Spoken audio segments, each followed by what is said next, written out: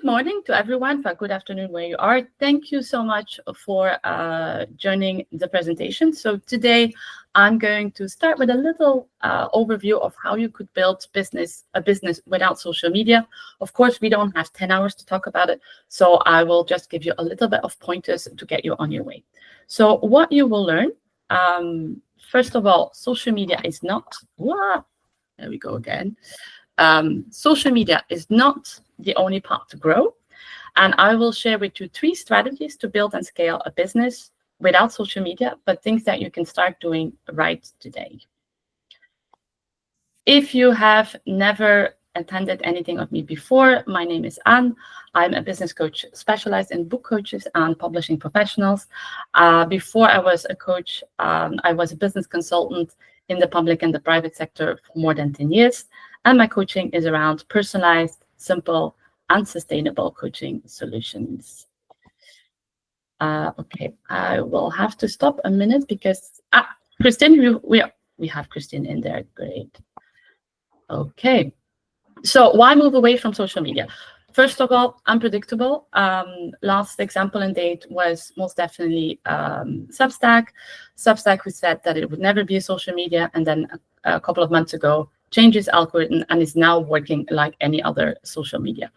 Exhausting. We have seen that last year as well with AI. It has attracted a lot of people that thinking being an entrepreneur is easy. You just publish a lot of content and then you see what comes out. So it makes it difficult for people like us to really distinguish ourselves from the crowd. Third but not least, the average lead quality.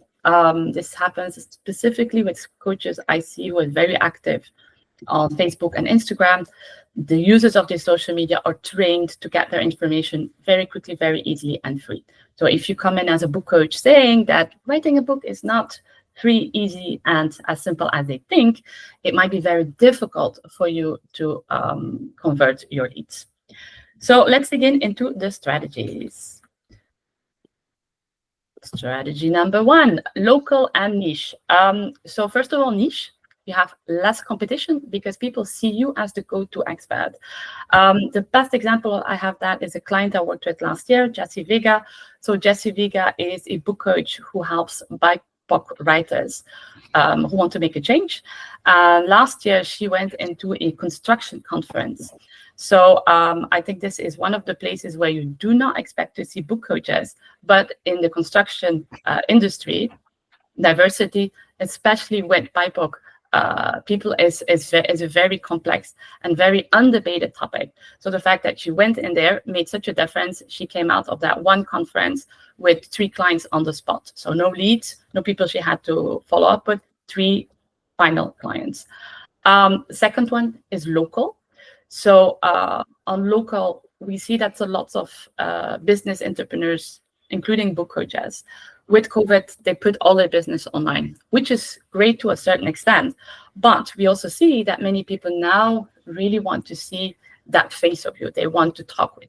And so there's less people as well who are locally out there who go, for example, in the libraries, who go in the bookstores, or in anything else where writers are. Also, local becomes very popular for lots of communities. So I had another of my clients, Megan Zavala, and she went to see her Chamber of Commerce. She lives in a very tiny town in North Carolina. She went to see her Chamber of Commerce, and the Chamber of Commerce completely went out of its way to welcome her. They gave her a reception, a ribbon cutting, all of that, free press coverage. So it's definitely a thing to keep in mind. Local and niche, that's the first thing to do if you want to get out of social media and build up your business. So easy action. Think today about a local group. It can be your Chamber of Commerce. It can be a construction conference if that is your thing, or it can just be a bookshop or a library. See what you can do. If maybe you can set something up, and that could be a first step in getting off social media. Strategy number 2, So owned media as lead generators. Here I have 2 points. First one, have a personalized lead magnet and an email list. I'm not going to talk a lot about the email list. If you want to get out of social media, you have to have your email list. Don't make it too complicated. You don't need to buy an extensive subscription. You can have lots of software that do it for free, or you can do very, very simple. You just give your Gmail address, you ask people to add them on this, and you send them an email every month. So keep it simple, have it, because you cannot go on off social media if you don't have somewhere else to gather your potential leads. However, what I will insist on a little bit is the personalized lead magnet. So we hear a lot of things about the lead magnet, that you should have one, and you should definitely have one. What we talk about less is the format of that lead magnet. I have seen in my own business as well that the traditional lead magnets, where it's, for example, a checklist or 10 tips to start writing your book or to finish in your book, there are lead magnets that unfortunately no longer really work today. I think the reason of that is that many people are fed up with endless PDFs, endless time behind the screen, even courses. Some people will invest in very expensive courses, but never go to the course just simply because they cannot. So my advice here is that instead of focusing on such a lead magnet, to maybe think about something else where you can build a very personal relationship with your leads. So this, for example, the business clinic. In my own business, this business clinic is way more popular as a lead generator than, for example, my PDF. I definitely see it when people sign up. Very few will go to the PDF, but they will all at least ask a question or ask me to transfer or transmit the business clinic. So it might be a little bit too much of a stretch if you say, for me to do a Q&A session for writers every month can be too much. First of all, you can do it every 2 months, or you do however you want. But there are also other things that you could do. One idea is, for example, you can say to the writer, okay, ask me one question, and I will send you a personalized, very small video. Or send me 500 words, and I will give you a first 2-3 bullet points. The idea in this too is to keep it very short. So 1 tip, 1 minute, or 500 words, but you give 2 bullet points. You don't make a proper editorial letter. It's just to build up that relationship and give a tiny little bit of information without it overwhelming you as well. Secondly, use the content you control. So content you control is a website, it's podcast, it's a newsletter. That's the content that you should be using to get people into your orbit. So I recently recorded a podcast episode on podcasting, and my guest, Jen Rogers, she explains very, very well how she uses her podcast as her main lead generator content piece. So the podcast, she sends it to other leads. She also uses it on Facebook. So she said that very well, how beforehand she would really spend a lot of time of creating specific content for Facebook. What she now does is she just takes a podcast and she puts it on Facebook. So this can be an excellent strategy if you have been very, very, very active on social media, and you're to a point where you actually want to take a step back, but you're also not very comfortable with taking that step back because you have been so present on the social media. So in that intermediate stadium, what you could do is really to think about what could be the content piece that I own, that I could really invest in. Again, it can be a blog or a podcast or newsletter that I can share. And at the same time, I can just put it on Facebook, for example, keep my stats on and everything. And then when I see that I'm getting enough leads through my podcast, through my newsletter, through my blog, and I can just switch off Facebook. So easy action today is just to think about what you could do to have a more personalized lead magnet. Thinking will be already the big thing here, and I would love if you're choosing this strategy to do, we really love for you to share the lead magnets that you came up with. Strategy number 3, targeted networking. So I know that this is the one that most people would prefer me to say, it's not necessary, you can put it aside. But if you're serious about your business, you need to do your networking. There's no going around it. It's not even if you don't want to do social media, you have to do networking.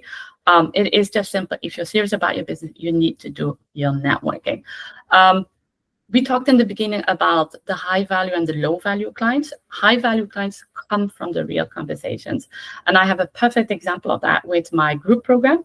So the group program, I will launch it in April, but until yesterday, there was nothing out there. I didn't have a page. I didn't have a website about it. I didn't publish about it on my newsletter, LinkedIn. However, I already signed up 2 clients for the group program. And the reason that happened is just because I had a conversation with them. And one of the clients told me it's a bit too expensive for me to do the individual coaching with you. And so I could very organically tell her, well, we have that other option, which is the group program. If I would not have had that conversation with the person would not have told me that she was very interested in coaching with me, but that the option that she saw out there was the only one available. On top of that, I have to also insist that these kind of clients are the ones that you know are going to be the most motivated, the most involved, because they really, really want to work with you. However, you don't get that result just by doing networking. There's a difference between doing networking and networking. If you really want to be successful in your networking, you have to have a structure and a plan. I have so many people who tell me, oh, it's energy consuming, it's time consuming. I feel very, very, very uncomfortable with, yes, it is time and energy consuming if you don't know who you're going to target, what you're going to sell to them, when are you going to contact, when are you going to relaunch them. I have a very extensive Excel sheet, just simply because I have that very structured strategy and plan. And that's something that I really insist always with my clients as well. Let's get you that structured networking system. Uncomfortable, it is very uncomfortable, especially in the beginnings. You have to put yourself out there. You have to go for clients. Networking has a very, very, very bad reputation. But again, if you're really serious about your business and you really want to go look out for those leads, this is how you will get to it. So easy action today. Identify and contact one person. It can be a potential lead. It can also be a potential professional. Those who are on the call, it's for you very easy because you just have to look around who you don't know and reach out. And that's your one person of the day contacted. And that is the mini presentation. So once again, social media, not necessary to build a business. I didn't say that before, but I built my first business as a networking coach entirely without social media, without a website. So I can tell you, you can do it. Strategies such as outreach, they work. There are a lot of other strategies that you can use. On my podcast, I recently had an episode on setting up your Airbnb experience and also the letter of introduction to editors. And your action today, pick one strategy and commit to that strategy. Thank you very much. Let me come back. So, any questions? Open the floor. I just wrote a question down. The very last one where you said about having a structure and a plan for your networking. I mean, I quite like networking, but I just wasn't sure what you mean by structure. What is it like? Go to this meeting once a month, or is that what you mean by structure? Yes. So it's on its most simplest form. It's already knowing who you want to target. When I have book coaches who come to me and they say, I work with any writer. No, you don't work with any writer. You work with a specific genre, with a specific audience, with a specific way of like talking or even just experience. Do you want to work with a beginner or with an advanced writer? That's already the first thing. You really, really need to know who you're going to work with. And it's like having a small checklist, where before you reach out to someone, you're like, okay, this person tells me that they just started their book. Okay, great. That is someone that I want to work with because I do write this. Similarly, when people say, I've already written 20 books, you're like, yeah, no, that's not really the person I want to work with because that's a whole other way of working. So that's the first thing. You have to have your list of who do I target. Secondly is, what exactly is it that you want to get on with that person? It can be that you want to have a lead, that you really want to build up a relationship to potentially get that writer in your orbit. Can also be that, like, for example, I have a podcast. I reach out to book coaches because I'm like, oh, you have a very specific niche or you have a very specific expertise.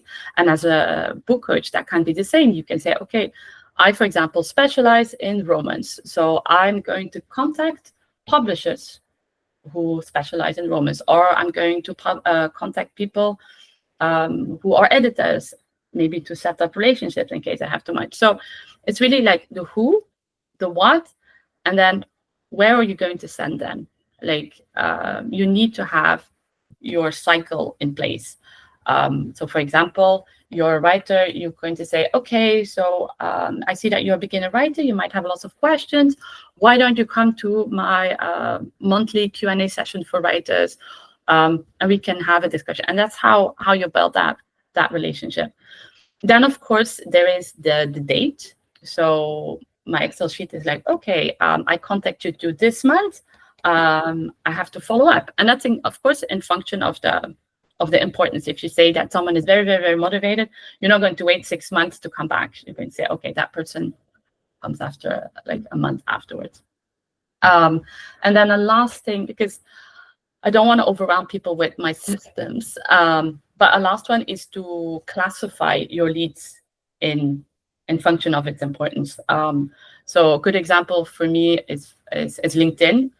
When I reach out on LinkedIn, it's a very simple message.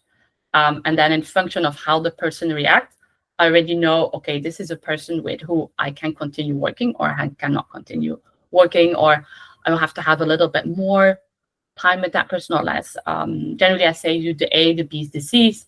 So the A is someone, whether it's a writer or a professional, like, oh my God, this is great, Beth, what you're doing. I really want to get to know more. That's an A. You know, you have to give more attention to that person. Okay. Another person might say, oh, thank you, Beth, for connecting, or give you a thumbs up. Then you're like, yeah, okay, you probably didn't even check my profile. So I will put you in a C. I will have a look and a chat with you anyway, but I already know that might not be. Sure.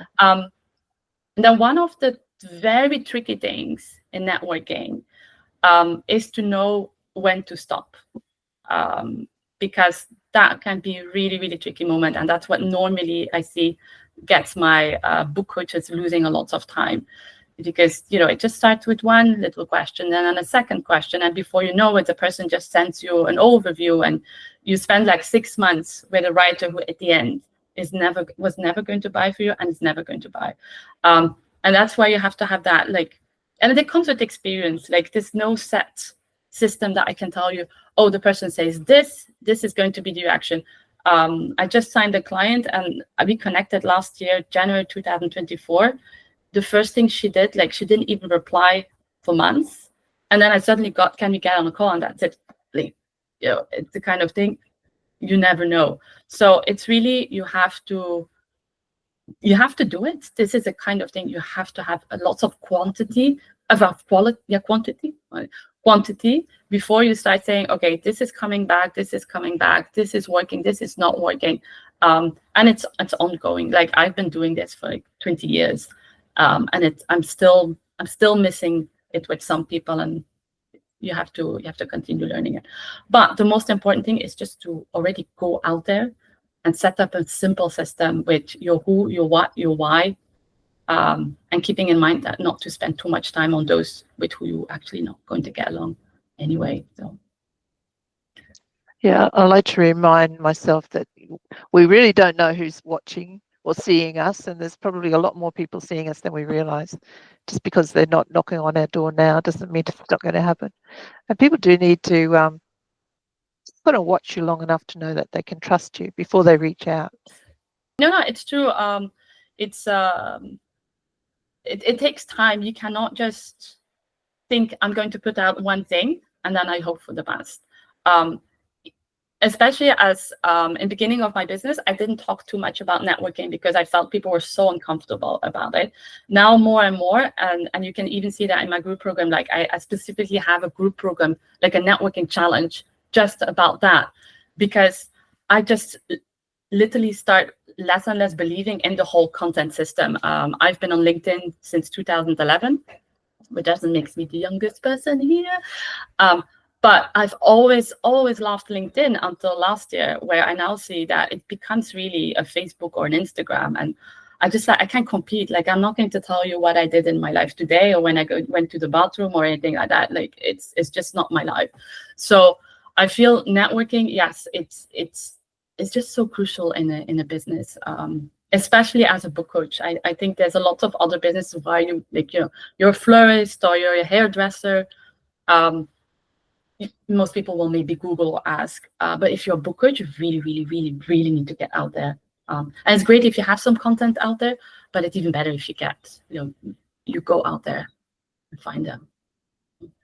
I get very passionate about networking. So because suddenly I was thinking, my God, I've been talking and talking. If you have a question, go and interrupt me. Actually, I just wanted to show you something. This is, instead of a business card, actually, so we've done some work together. Linda's helps authors sell books. She's a marketing business growth person. So she put this together on Canva. It's a little two-sided. It's sort of not even a flyer. But it's bigger than a business card. So if she's out in person, this is what she'll give people. On one side, it says, "Hi, I'm Linda," and it's just a list of who she is, what she does, basically, but in really friendly terms. But on the other side, it's the business. Her business is called the Growth Garden Services. So it lists what she can do, and it's just pretty. It's pretty. It's easy, and it's bigger, so people won't lose it like a business card. And I keep looking at it and think, yes, I need to do one of those. Just a simple thing she's done on Canva. And I'll just see if I'll measure the size just so I can give you some indication. It's square. It's 12 centimeters by 12 centimeters. Yeah. Even better, you send the cards. It's in April we'll have World Book Day, so just putting it out there, you can send the cards to your leads for World Book Day. That's a good idea. Word Book Day. Hang on, I've got to think. World Book Day. World Book Day. Okay, yeah. Sorry. Yeah. I mean, I thought it's a perfect opportunity as a book coach to send to your leads. Oh, this is going to be the year that we don't celebrate your book yet on World Book Day, but what about next year? So start writing now. There you have it. Free marketing. This looks amazing. I really appreciate the presentation. You said I have a lot to think about. Thank you. Oh, no worries. Do you have any questions or like? I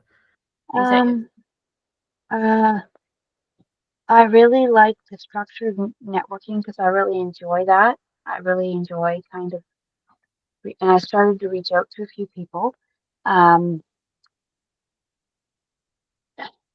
think networking will be the. I feel like networking will be the theme of my next business clinic, because I'm always very cautious about introducing the topic, but I see if that is the thing that really hit the most, and we'll probably have to do a business clinic just on that. Yeah.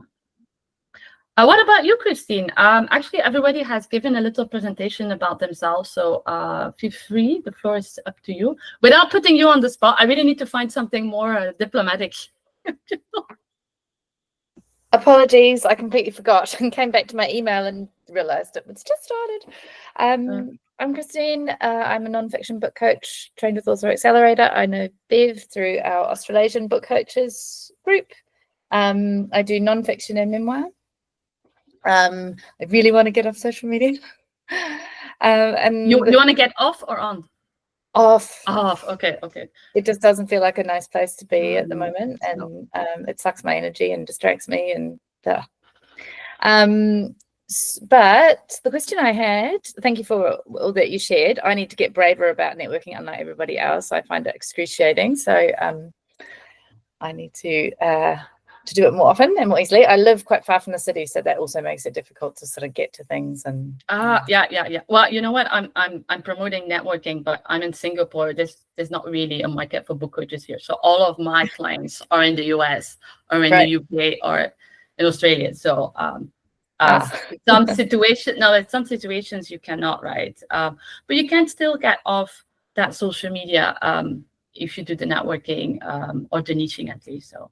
Yeah, it's a good challenge.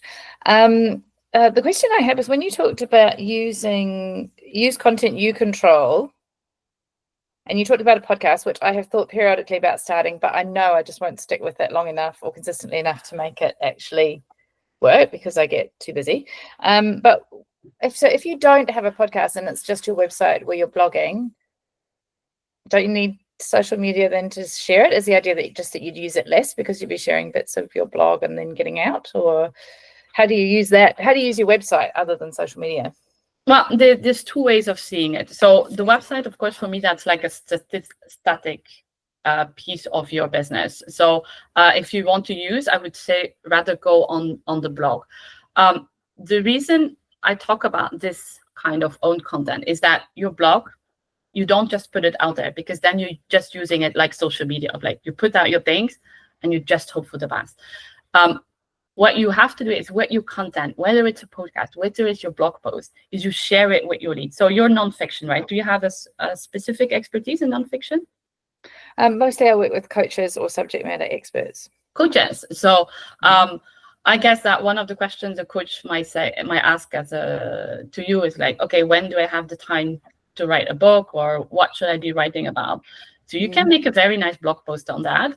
And then you reach out to your 10 people and say, hey, I published this book blog, and it's exactly what we discussed. And, if you think it might interest someone else, feel free to share it. And that's how you're going to attract people to your blog, to your podcast.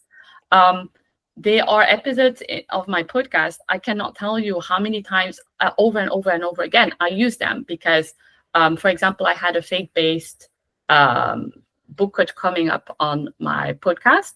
From the moment I see someone that on the LinkedIn profile, they say, okay, I'm a Catholic or I'm a Christian or whatever, I will just send the podcast episode. And that's how I get people to my podcast.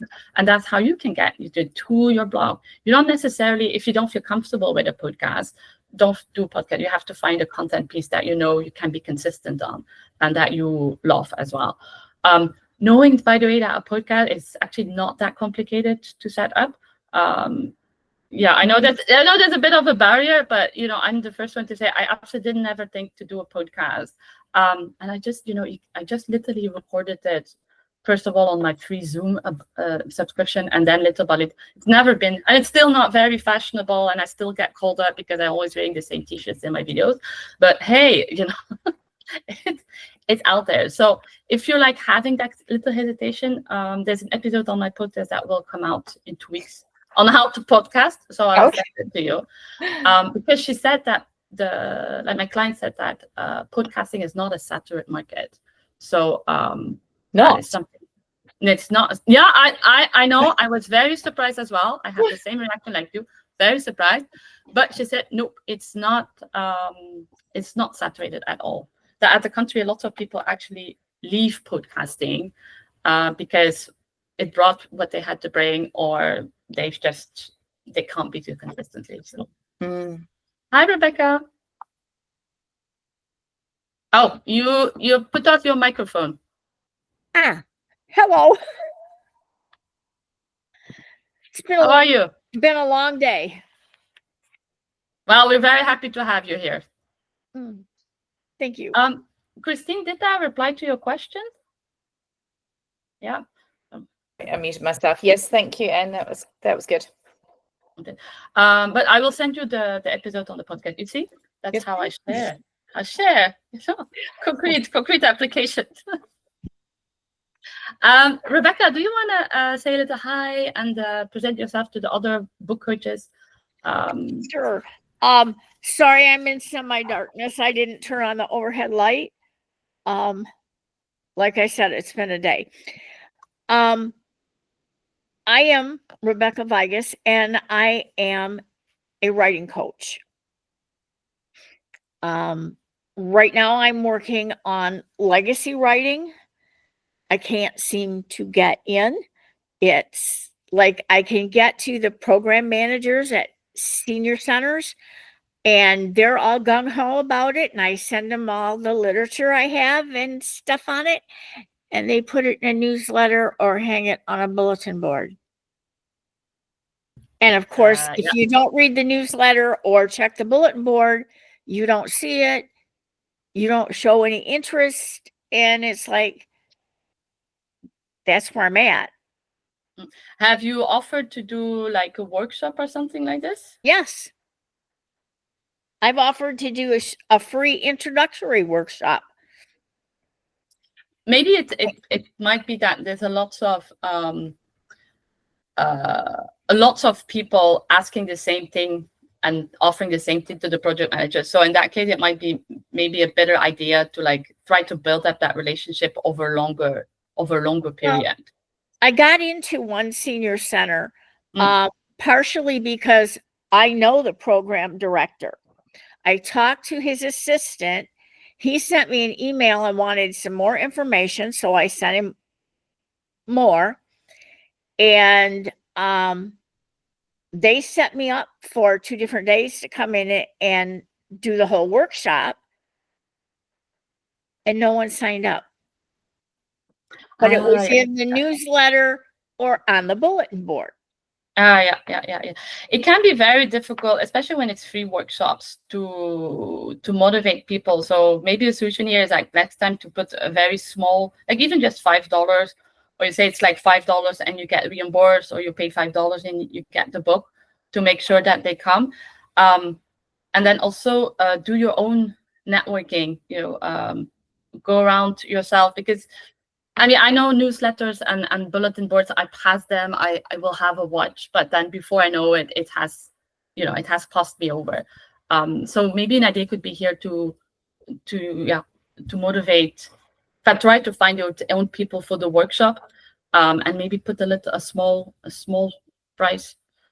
Sometimes it's the name of workshops too. You've got to get the name just right. So what do you call it? Yeah, that's a good comment there.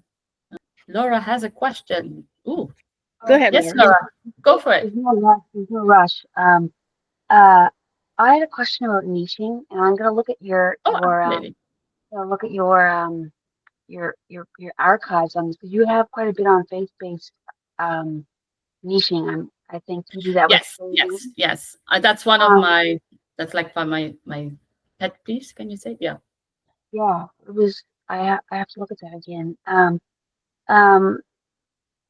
When I'm thinking about networking around my niche, so it's more of like neurodivergent or neurodivergent authors, or maybe Christian or spiritual authors, or maybe an overlap of those two. Right now, it's kind of like book coach for the underdogs a little bit. For ooh, I love that marketing phrase. Yeah, book coach for the underdog.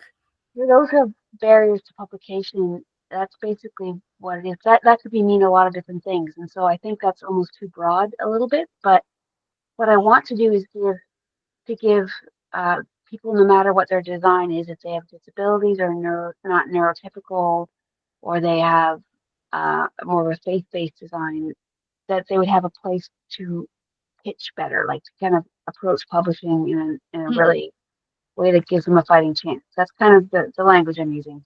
But it is really broad. It's really broad. I have a lot of various clients, and I have a lot of, because I'm certified in 3 genres, and I have a lot of, I don't have a lot of intense advanced skills, but I have a lot of broad general skills. So, just so you know, Christine, I'm with Author Accelerator too. I really want to meet you more too, and I'm meeting more people on this call. You too, Rebecca. Thank you, and Jan. So I've built my business to full time without marketing yet, but that's not always sustainable. Like, I've just got another referral today, but that may not be. Oh, no. That's the gold in your business, because referrals mean that you already have an authority. Oh, okay, good. I'm getting lots of referrals. And get excited. No, referrals and networking. I hear so many coaches telling me that, oh my God, I only have via referrals and networking. No, this is really, really great. This is authority building. So yeah, because we had a coach like this on the previous business clinic, and she was the same. She was like, yeah, I only need 3 clients in that particular area of my business, and I only get referrals. However, she felt very insecure about her referrals because it was not organized. So the thing is, referrals are great in your business, and please don't dismiss them or think that it's not important. It's absolutely crucial, because these are the best clients you can have in your business. But maybe there's a way of thinking of how you can organize it. Do you have a referral policy? Do you reach out to your previous clients on a regular basis? Do you set up partnerships? That kind of things. It will never be a sure 100% of like, every month I will have 5 referrals. That even just in business, it's impossible with whatever system you have to come to that point of saying, I will sure have 5 clients per month who come in via this or that. You can never have that.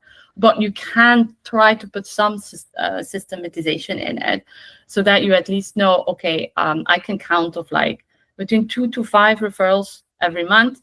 And then you can supplement with whatever else you want to put into your business. That's great. Thank you. So I'm getting a lot of referrals from Author Accelerator as well. Like, it seems to be I've had 4 in the last year, which is, I think it's quite high considering that Mm-mm. none come Yeah, through there. And so I'm very thankful for that. I think it's because my faith-based niche and my genre niche are kind of overlapping because there's not as lot of faith-based coaches in the nonfiction, memoir, and poetry sections. So that's helpful. But yeah. Yeah, because you so said I it was very broad, but it is actually very small then if you do faith-based. You do faith-based poets, is that it? I do that, but the thing is, I haven't narrowed to faith-based. I've narrowed to spiritual because I don't feel I'm getting a lot of clients that are coming to me saying, "Does your Christian beliefs keep you from other topics?" And I like to be, I like to be diverse, and I like to hear different people's Mm, perspectives. So I try to be open-hearted and meet different people where they're at and what they want to do. Um, so I'm trying to be, but again, I love working with Christian authors, but I also love just doing a project that inspires me. I've had so mm, many different, so many varied work. It's almost like my niche is varied. I like varied work. I don't know if that's probably not mm. helpful, but No, I've no, no, no. Yeah. I've worked with thesis projects. I've worked with poetry. I've worked with kidlit. I've worked with Mm, all the things except science fiction. So, um, so again, I do mostly memoir and nonfiction and poetry, but I still do some fiction too. But anyway, don't want to keep up too much time. But basically, my niche has been tricky because I find the book coach for underdogs, people get that, mm, but it's kind of like really wide. I'm getting a lot of clients. I have like 15, 16, something like mm. that, a lot. But um, I can't get more clients fit in. But I just want to have a steady stream when they run out. Well, So. one of the things that you could do is that it's not because you choose a niche that you have to say no to any project that is not in your niche. You could very well say, okay, I'm a spiritual book coach that focuses on nonfiction. And maybe then you get poetry, and when people ask you, are you open for it? Then you can say yes or no, because that happens in every business. Mine is the same. I'm a book coach, but sometimes I get other business owners asking me, oh, can you coach me? And they absolutely are not in the publishing industry. So sometimes I will take them on, sometimes I will not, because if I take them on, it's because it's a very, very interesting business I really want to work with. And that's I feel that's always the plus point of your niche. If you're very clear on if you really want to say, okay, I absolutely want to work with those spiritual minded people, you can do your entire marketing around that. And that will attract people who are not spiritual minded, maybe a bit less, but it will attract anyway, those kind of people. And then you have that luxury to say yes or no, which you might have a little bit less in the spiritual, because you might say, okay, this is an interesting project. I don't really completely fit with the client, but still. So it just makes it easier for you if you say, okay, I'm the spiritual book coach in nonfiction, because then you know where to go.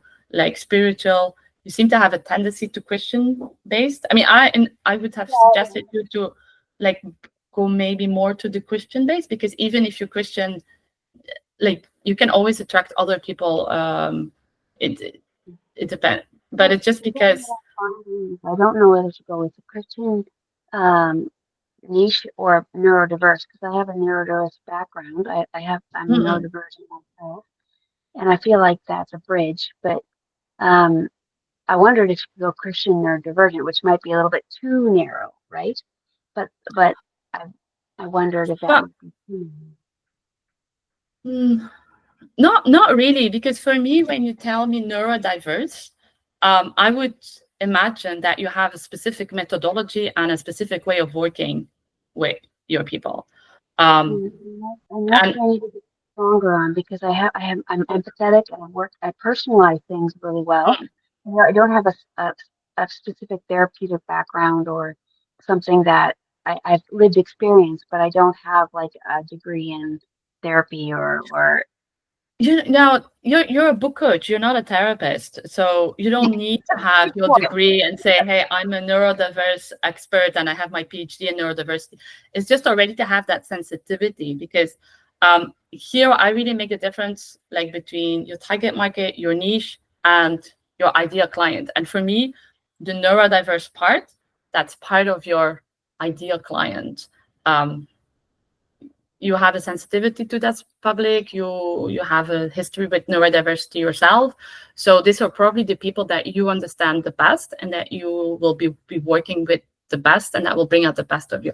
So for me, that's more like an ideal client. You can put it into your marketing, but if you don't feel comfortable with it, I think at this point it would be like, I feel at this point in your case, I would really think about, do I want to be that spiritual coach or the faith-based coach? Because spiritual coach, like for me, I think about like, you know, I had a book coach recently and she's a witch as well. So that's for me like the spiritual thing, which is very different from a Christian-based writers, you know. So I think at this point, I would more focus on like, do I want to be that spiritual, use that spiritual word, or rather that faith-based my client. gut would be faith-based. My gut would be yeah. So then but, yeah, and you can definitely like at the contrary, I think it's a great way to say, okay, I'm Christian-based, and I specifically best work with neurodiverse people. It's not too how to say, not too small, huh? I mean, a niche can never be too small. I'm a business coach for book coaches. There are two of us in the world. No, three. There are now three of us in the world. So, you know, do not tell me that niches are too small. I think faith-based and Christian-based are two different things, aren't they? True. Yeah, I'm trying to find a word because I have the impression, Laura, that you're not comfortable with like saying Christian-based. But yes, it's a very good remark, Beth. You have the spiritual, the faith, and the Christian. So yeah. Yeah, Niching down. Yes, exactly. My faith-based because I do want to work with people who think differently than me because I think that opens up conversations and helpful talk. It's just I just feel like I work best with Christian authors, but I don't want to limit that. Yeah. But Anyway, thank you so much. You're never going to limit yourself because it's just you're actually just limiting your marketing. You're not limiting your client. You're just limiting your marketing because thank you very much for marking that actually, Beth, because you're so right. Like faith-based is very different from Christian-based. Like faith-based, that means that you can go in the Catholic communities, the Christian communities, the Muslim communities, the Hindu communities. You can go in a lot of spaces, but also it's going to be, if you really are into the faith-based books, it's very different to coach someone who's going to write a faith-based book from a Muslim's point of view as well as a Christian point of view. So it's a very different world.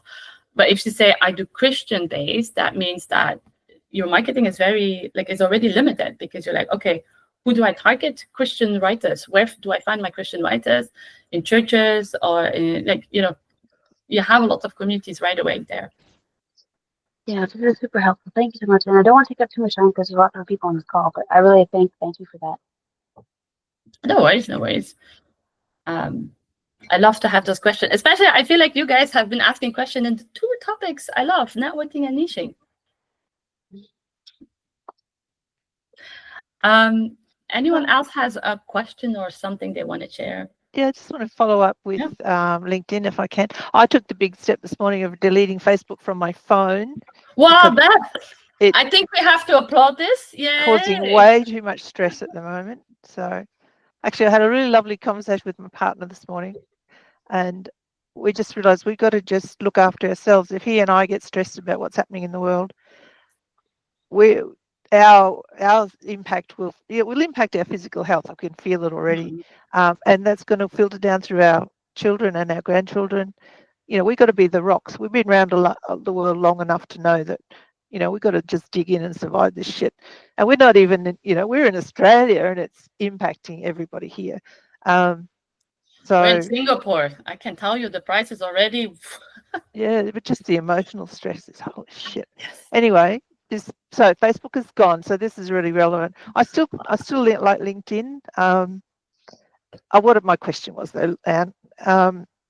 I've never reached out to people I don't know on LinkedIn with those messages. I hate receiving them. But do they actually work? Is because that's what you kind of implied that you do. So I'm going to give you the advice that everyone on LinkedIn says you not to do. I do no longer send this very extensive message of like, hi, Bev, I went on your profile. I love what you're doing. I just send a message of saying, hey, Bev, I would love to connect. If I hope you're well, I would love to connect. And that's it. And I have found that that was so much more efficient because actually the ones who connect, they go on my profile, they ask questions. Beforehand, I would spend so much time on going over profiles, sending those messages. And I felt I really had less feedback. I cannot explain the logic behind it because it doesn't seem logic to me. But yeah, I just, because the thing is like, you can lose a lot of times in that of going through the profile sending. And then if you don't get like that connection request or the people don't accept you, it can be really harsh. LinkedIn, however, I think it's quantity. Like you have to send out your messages. I don't know if you're on the professional version or the paying version, because on the free version, you can only have five connection requests per month. Per month? Yes, per month. Yeah. Wow. So, but even on the paying version, you're limited. It's not like 100 per month. But but it's already better because I think no, it's 5. You're limited to 5 with a message. That's it. You can't just do a connection request without a message. But I've seen that really, really rarely works. I absolutely hate it when people just send me that kind of messages of no message, no connection request. So I will always check though if the person is on the paying version or not, because if the person is not on the paying version, then I know that there's no message. Yeah. But to come back to your message, LinkedIn is it's a question of inviting a lot of people. So I would say don't spend too much on just ask them like if they want to connect. And once they want to connect, then you know that there's already a sliver of interest in your profile, in who you are. And then you can go continue have that conversation and have a look at their profile. Yeah. So yeah. Thanks. Thank you. I think we have time for one last question, if there is one last question. No question, nothing to share. Okay, well, in that case, oh yeah, go Laura, go. Thank you very much. Thank you for everyone and for what you do, and really appreciate you. Yeah, and again, strategy networking. So each of you just take each other's name and you can connect. I think there's a lot of people who don't know each other. So they will have already done your first connection request. And you can always pretend that it's a writer. So then it makes you like your first tryout of the day to network with someone. Okay, well, in that case, I will close the business clinic. Thank you so much all of having attended. If you loved hearing the questions and the strategy and it makes you thinking about your business, you would like a little bit more structure, accountability, step-by-step plan to grow your business, I am launching my group coaching program in April. You will be able to find all the information on the link below. I would love for you to share the information or to join. But if it's not the right time, that's absolutely okay. The importance that I really want for all of you to do is to take action, however small it is, because the worst thing you can do in your business is not taking that action. So thank you so much, and I will see all of you next month. Thank you. Thank you. Bye-bye. Bye. Thank you, Anne. I appreciate You're that. welcome. Bye-bye.